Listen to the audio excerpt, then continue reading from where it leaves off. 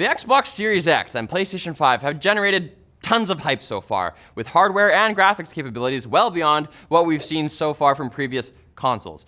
But let's be honest, all of us have games from yesteryear that might not be as graphically pleasing, but they're still incredibly fun.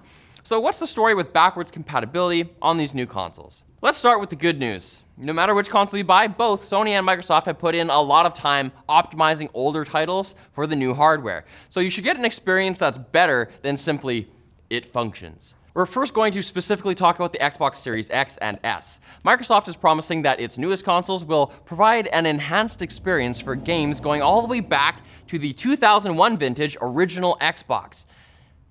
What a time. I was a child. Now, before you get too excited, not every single old school game will work. Microsoft has confirmed that the backwards compatible game list is basically the same as we saw on the Xbox One lineup, which amounts to a few dozen original Xbox titles and over 500 Xbox 360 games, and the entire Xbox One library is available as well. But what about performance improvements? Well, some popular titles like Forza Horizon 4 and Gears 5 are going to be directly optimized for the new Xbox hardware, though it wasn't exactly realistic for Microsoft to go back and do this for every game in their back catalog. Instead, the Series X and S are going to use some tricks to make games that Microsoft didn't spend a ton of time on manually optimizing look better.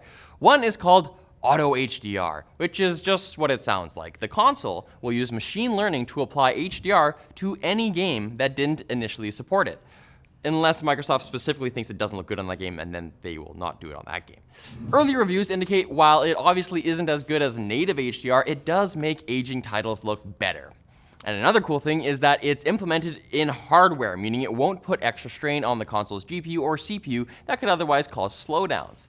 The new Xboxes will also force game engines in certain older games to render at double the frame rate, meaning some titles will play at 60 FPS instead of 30. Plus, there will be upscaling that we originally saw on Xbox One X to get older titles to run at 4K or 1440p on the Series X and S respectively. Even original Xbox games. If you're concerned about save games, Xbox One saves will transfer automatically, while 360 saves can be uploaded to the cloud.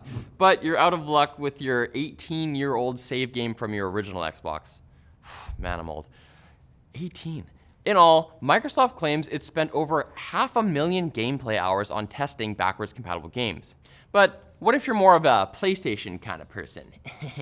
Similarly to the Xbox lineup, the PlayStation 5 will leverage the console's more powerful hardware to enable higher resolutions and frame rates on some older titles in what Sony calls Game Boost, where the silicon will be clocked to a higher frequency for better performance. Sony has actually even said that some older games can't handle Game Boost because the PS5 hardware is so powerful, something PC gamers will actually be familiar with.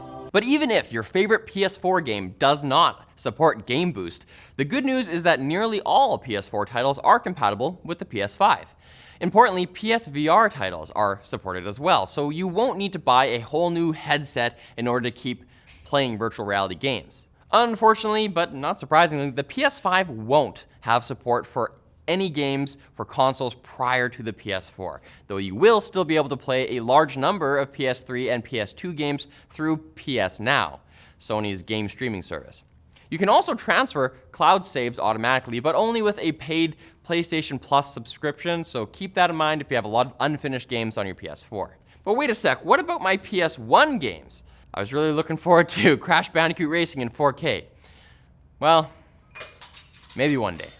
Have you ever needed a quick clip for a B-roll, an After Effects template, or a motion background, but didn't have time or the resources to make it yourself? Then check out Storyblocks, which offers a huge library of clips for use in your project. Storyblocks clips are easy to find, and you can download as many as you want with Storyblocks' unlimited all-access subscription plan at a low cost to test your project, giving you a limitless work stream. We've used Storyblocks right here on TechWiki, and it's made our workflow way easier when we just can't shoot the perfect clip ourselves. So learn more today at the link below. So thanks for watching, guys. If you liked this video, give it a thumbs up, hit subscribe, and be sure to hit us up in the comment section with your suggestions for topics that we should cover in the future.